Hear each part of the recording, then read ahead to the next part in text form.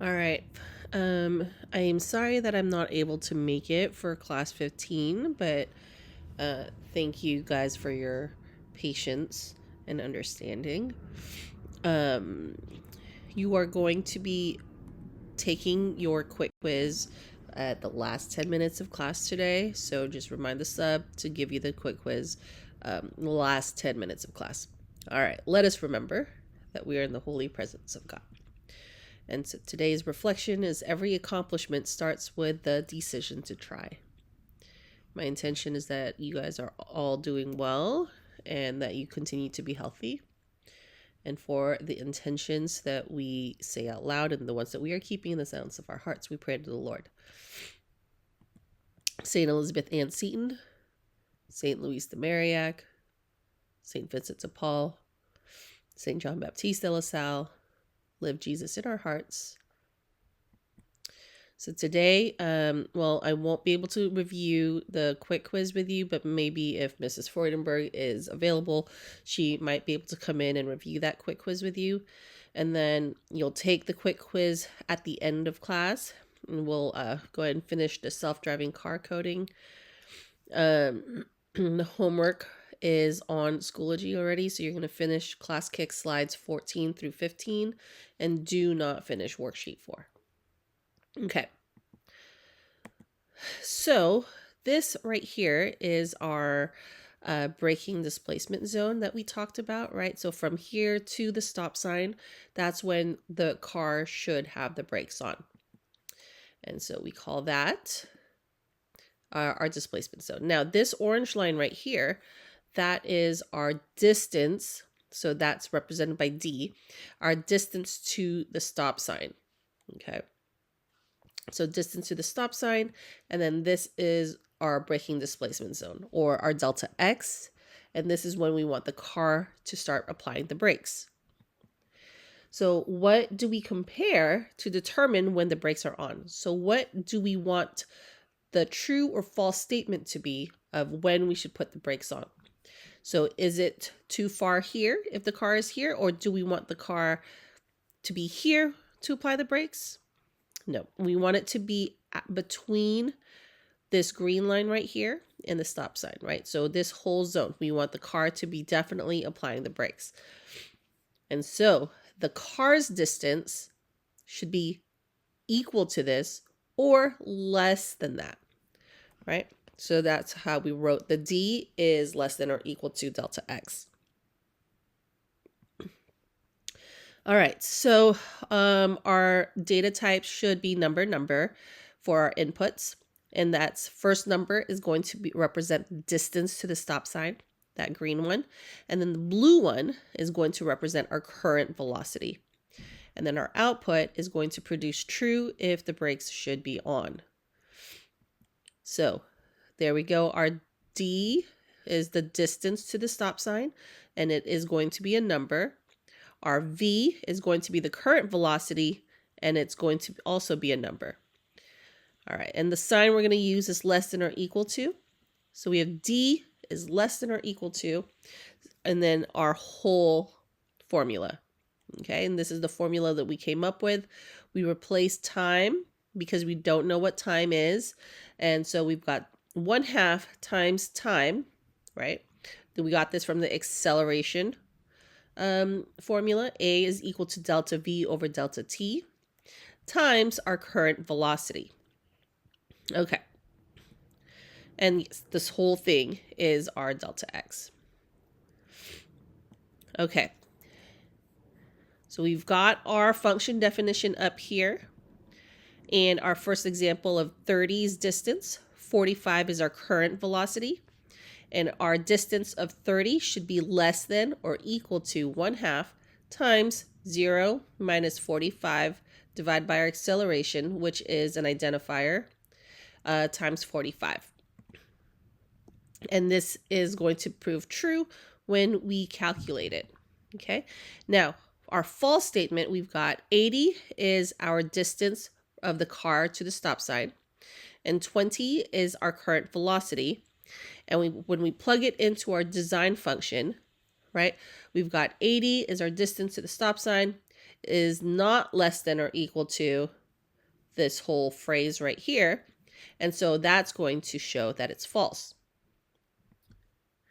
All right, so you're actually not going to do the quick quiz right now, right? So you'll do that at the end of class. Okay, so continuing with this, again, a review. This green area is your displacement. This is our braking displacement zone. And then that tells us where our final position is going to be for that self-driving car, right? So it's got a shape of slowing down and our final position, which we can find out from 0 plus whatever this displacement is. And then our slope is, this slope is representing acceleration. And this formula we're going to use is acceleration is equal to delta V over delta T. And then that informs us on where we can draw our acceleration graph. So as a review, acceleration, delta V over delta T, we have our final velocity minus our initial velocity over our final time minus initial time. And so we get rid of that, and that our 0 minus V initial gets us time, our final time. Okay, so we have 2 equations and 2 unknowns, right? So we had our time and we had velocity. And so like, how are we going to do this? Okay, so we want to find the delta X using just internal sensors of the car. So we don't know or care about time. So we have to get rid of the time and we replace it with, you should know what we replaced it with, right? So we have 0 minus V over our acceleration. Okay. Whoops. All right, so here's the code that you should have ended up using. So we have our current velocity here, and then our distance. This is our distance to the stop sign is 5. 30 is our current velocity. When we plug it in, this whole thing is going to prove true. And it's going to prove false, right, for these values. Now, we have a problem. Okay. Our problem is that every tick, it decides. So at this tick, should the car stop? No. At this tick, should the car stop? No. At this tick, should the car stop? No. At this tick, should the car stop? No. At this tick, we said, yes, the car should stop. But we want the car to start applying brakes when it reaches here. But it's not checking until the tick. So we have to change our code a little bit so that it applies the brake when it hits this position rather than waiting until the next tick to check if it should hit the brakes. Okay, so what happens if that magic distance, so this is our magic distance, happens in the middle of a tick? How can we correct that? Right, so we're going to go past the stop sign. So we are going to, it doesn't trigger here, but it does here. So we're going to back up a tick. So this tick, yes. This tick, no. But if we want to include this tick so that it starts braking, we're going to say, hey, we want you to take into account that previous velocity. And so we're going to include the change in time between this tick and this tick. Now, we don't know how many ticks it took to get here, right? Because that was one of our knowns. But we do know that from here to here is a constant number. Okay, so we're going to add this to our code. So our function definition is now d is less than or equal to 1/2 times 0 meters per second. This is our final velocity minus our initial velocity or current velocity divided by acceleration times our current velocity. Now we're going to add our initial velocity, so that's the velocity before our current one, times delta t. Okay, so make sure that you revise your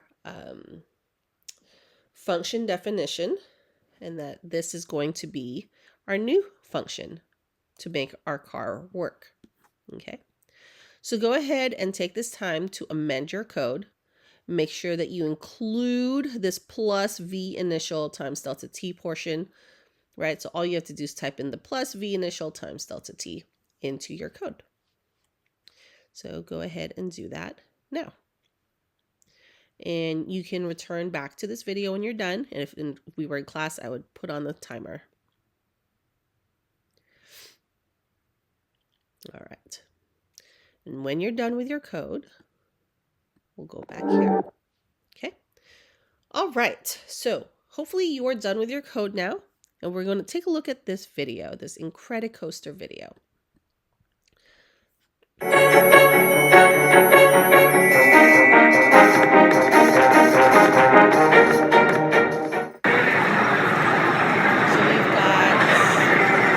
Riding this Incredicoaster at Disneyland. I've never been.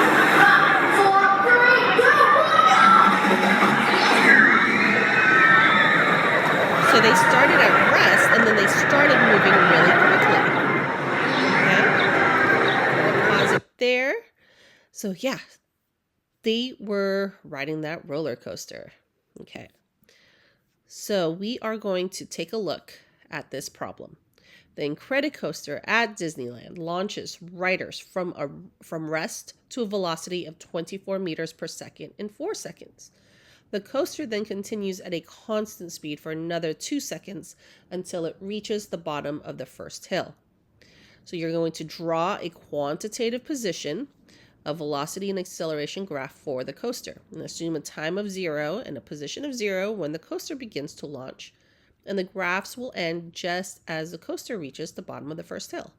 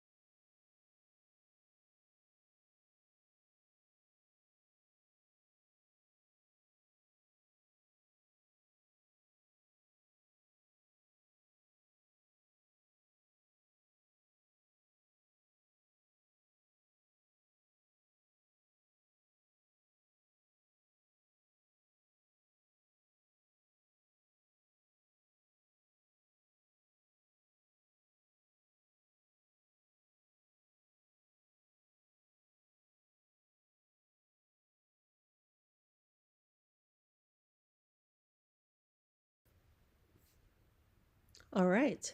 When you are done, go ahead and take a screenshot of, or sorry, take a picture of what you've done on either on the whiteboard or on a piece of paper and post it into slide 14. Okay. And then you'll do the same thing for part 2. And then go ahead and start on worksheet 4. There should be a stack of worksheet 4 on the teacher's desk. Go ahead and ask the sub, or I'll put a copy of it into your Classkick so you can access it. All right, and then you'll do 2, 3, and 7 on the whiteboards. And here's your homework. Okay, so it's Classkick, slides numbers 14 through 15, worksheet 4, complete numbers 2, 3, 7 only. All right, and don't forget, at the end of class, make sure you erase your large whiteboard, return the markers and supplies, and check. And then push your chairs in, and you are going to be dismissed by the teacher. All right, folks, hopefully I see you on Monday. Thank you. Bye-bye.